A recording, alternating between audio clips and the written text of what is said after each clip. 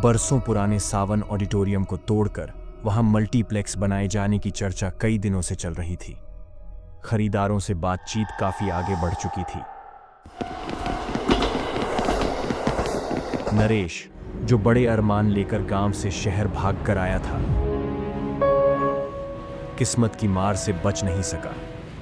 न पढ़ाई पूरी कर पाया और पैसों की तंगी ने उसे सिक्योरिटी गार्ड की नौकरी करने पर मजबूर कर दिया।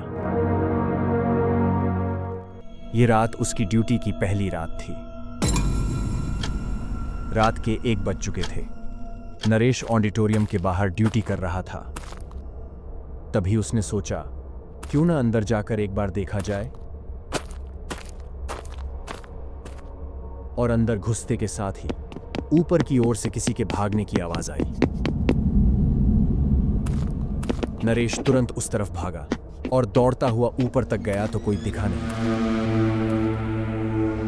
इसके बाद नरेश वापस आकर अपना एक अधूरा काम पूरा करने के लिए स्टेज की तरफ आगे बढ़ने लगा।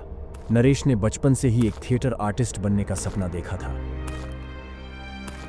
आज उसकी आंखें हर कदम के साथ नम होती जा रही थीं और पूरे ऑडिटोरियम में उसके कदमों की आवाज गूंज रही थी। और सीलन भरी छत के नीचे स्टेज पे खींचे हुए बंद पर्दे के आगे खड़े होकर किसी नाटक के हीरो की तरह नरेश ने बोलना शुरू किया। छब जो तोरी देखूं पिया, नयन भर में काहे रों पिया, प्रीत जो लागी इस मुख से तोरे, काहे चाहूं रे तोहे देखूं पिया। तभी अचानक से तालियों की गड़गड़ाहट से ऑडिटोरियम गूंज उठा। उसे को कुछ और बोलना था, लेकिन उसने बोला कुछ और। खाली पड़े ऑडिटोरियम में तालियों की आवाज की गड़गड़ाहट से किसी भी इंसान का डर जाना लाजमी था। नरेश ने आंखें खोल के देखा तो सामने कुर्सियां खाली पड़ी थी। डर के मारे नरेश सीढ़ियों से नीचे की ओर भागने लगा, लेकिन तभी स्टेज के पीछे से एक और आवाज ने उसे रोक लिया। नरेश पीछे तालियों की आती उस आवाज की ओर पीछा करते हुए बैक स्टेज तक पहुंचकर उसने दरवाजे की आड़ से झांका तो देखा अंदर कोई नहीं था। सिर्फ एक मेकअप किट का सामान टेबल पर बिखरा पड़ा था। नरेश ने कमरे की बत्ती बंद करते हुए दरवाजे को बंद किया। नरेश वापस बाहर जाने के लिए दरवाजे तक आया तो उसने देखा जो पर्दा कुछ देर पहले पूरा खुला था, अब वह अपनी जगह से खिसका हुआ था। नरेश को लगा कि शायद उसका वहम होगा कि पीछे से एक आवाज आई। पलटकर नरेश ने देखा कि थोड़ी देर पहले तक थोड़ा सा खुला हुआ पर्दा अब पूरी तरह से बंद हो चुका है। इतना सब कुछ होने के बाद नरेश वहां और ज्यादा रुकने के बजाय चुपचाप बाहर गेट पर रोड के पास जाकर बैठ गया। सुबह ड्यूटी खत्म हुई तो दूसरा गार्ड बलराम आया। नरेश ने उसे कुछ नहीं बताया और चुपचाप अपने घर चला गया। दिन भर रात की बातों को ही सोचता रहा और आखिर में यह समझा कि शायद कोई अंदर घुसा था चोरी करने, और जब उसे कुछ नहीं मिला तो वहां से भाग लिया। शाम करीबन 7 बजे नरेश फिर अपनी ड्यूटी पर पहुंच गया। नरेश ने ड्यूटी हैंडओवर लेकर थोड़ी देर तक इंतजार किया, लेकिन फिर जब रहा नहीं गया तो वापस ऑडिटोरियम के अंदर गया। अंदर जाकर देखा तो पर्दे खिंचे हुए थे। नरेश एक एक करके सारे कमरे चेक कर रहा था और फिर बाहर आते वक्त देखा एक कमरा बंद दिखाई दिया। उसे खोलने के लिए दरवाजा खींचा तो अंदर देखा तो पूरा कमरा अलग अलग रंग बिरंगे कॉस्ट्यूम से भरा पड़ा था। नरेश की आंखों में जैसे चमक आ गई थी। उसने सामने रखा एक राजा का मुकुट उठाकर पहना और तन के किसी राजा की तरह चलता हुआ स्टेज पर गया। और मन ही मन उसने मान लिया था जैसे पूरा हॉल भरा हुआ है और सब बस नरेश को ही देखने आए हैं। किसी राज्य की तरह मूंछों पर ताव देते हुए उसने कहा, सेनापति शत्रु के आक्रमण का उत्तर देना है। आप सेना को तैयार कीजिए। कल प्रातःकाल हमें शत्रु के रक्त से स्नान करके युद्ध भूमि से ही अपनी विजय का शंखनाद करेंगे। नरेश ने अपनी बात पूरी की तो पीछे से किसी की तालियों की आवाज सुनाई दी। वह उस आवाज के पीछे पीछे गया तो देखा आवाज ग्रीन रूम से आ रही थी। झांक के देखा तो एक लड़की बैठी मेकअप कर रही थी। वाह दिवाकर, आज एक बार फिर सारी तालियां तुम ले गए। वह लड़की उठी और नरेश के बगल से होते हुए स्टेज की ओर चली गई। नरेश यही सोच रहा था कि उसने मुझे देवाकर नाम से क्यों बुलाया। ठीक तभी उसकी नज़र सामने लगी आईने पर गई तो नरेश समझ नहीं पा रहा था कि वह होश में है या बेहोश, क्योंकि वह पूरा राजा के कॉस्ट्यूम में था। नरेश कोशिश तो खुद को संभालने की बहुत कर रहा था।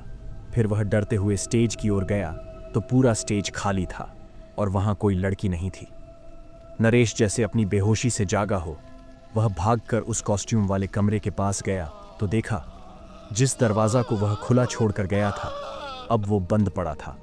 उसने दोबारा कोशिश की लेकिन दरवाजा नहीं खुला। वह ताबड़तोड़ उस दरवाजे पर धक्के मारे जा रहा था लेकिन कोई फायदा नहीं हुआ तो जमीन पर थक के बैठ गया। और तभी उसके कंधे पर पीछे से हाथ रख के किसी ने कहा, महाराज, आपका समय समाप्त हुआ। नरेश ने पीछे पलट के देखा तो बलराम था, वहां का दूसरा सिक्योरिटी गार्ड। उसने हंसते हंसते कहा, अरे राजा साहेब, क्या बात है, ये मुकुट कहाँ से मिला?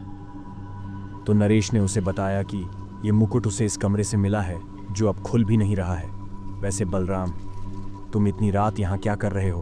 तुम्हारी तो सुबह 7 बजे की ड्यूटी है ना? ये सुनकर बलराम ने कहा, अरे राजा साहेब, घड़ी देखने का जरा कष्ट कीजिए। नरेश ने घड़ी की ओर देखा तो सुबह के 7 बज रहे थे। बलराम ने नरेश की बातें हंसी में टाल दी और उसे आराम करने को कहा। नरेश थका हारा गेट से बाहर निकला, लेकिन जैसे ही उसने बाहर कदम रखा उसे चारों ओर अंधेरा नजर आया। घड़ी देखी तो रात के 11 बज रहे थे, जबकि उसे सुबह 7 बजे का समय दिख रहा था। डर और उलझन में उसने पूरी रात गेट के पास बैठकर बिताई। अगले दिन जब बलराम ने ड्यूटी संभाली तो नरेश ने उसे सब कुछ बताया। बलराम ने यह बात थिएटर के मालिक तक पहुंचाई। अफवाहों के डर से मालिक ने नरेश को नौकरी से निकाल दिया और बलराम को नाइट ड्यूटी पर लगा दिया। रात को ड्यूटी के दौरान बलराम गेट पर बैठा था जब किसी ने उसका नाम पुकारा। आवाज के पीछे पीछे वह ऑडिटोरियम में गया। जैसे ही वह अंदर पहुंचा, दरवाजा अपने आप बंद हो गया। बलराम यह सब देख रहा था। स्टेज के पास पहुंचते ही एक तेज रोशनी उसकी आंखों पर पड़ी। उसने अपनी आंखें ढकने की कोशिश की, लेकिन तभी उसे लगा जैसे हॉल खचाखच भरा हुआ है। भीड़ की आवाजें और हलचल महसूस होने लगी। अचानक स्टेज पर पर्दा खुला। उसने देखा कि 2 नकाबपोश लोग एक लड़की को खंभे से बांधे खड़े थे। लड़की किसी नशे में मुस्कुरा रही थी।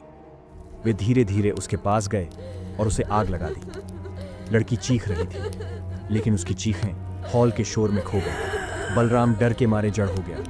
यह देखकर बलराम वहां से भागा, लेकिन ठोकर खाकर गिर पड़ा। सिर पर गहरी चोट लगी और उसने वहीं दम तोड़ दिया। सुबह पुलिस ने बलराम की लाश पाई। मालिक ने मजबूरी में नरेश को वापस बुलाया। नरेश ने दोबारा ड्यूटी संभाली और शाम को ऑडिटोरियम का मुआयना करने गया। जब वह कॉस्ट्यूम रूम में पहुंचा तो दरवाजा आसानी से खुल गया। उसने राजा का मुकुट पहना और स्टेज पर जाकर कहा, जो इस मंच का हो गया वह हमेशा के लिए यहीं का होकर रह जाता है।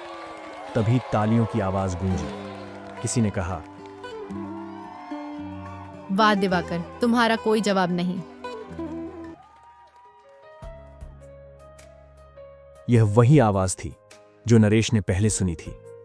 शायद यह मंच उन अधूरी कहानियों का गवाह था जो अब भी अपना अंत तलाश रही थी। यह थिएटर सालों पहले आग की भेंट चढ़ा था, जिसमें कई कलाकार मारे गए थे। उस दिन के बाद से यह थिएटर वीरान पड़ा था, लेकिन शायद उनके अधूरे किरदार अब भी यहां अपनी कहानियां पूरी करने आते हैं।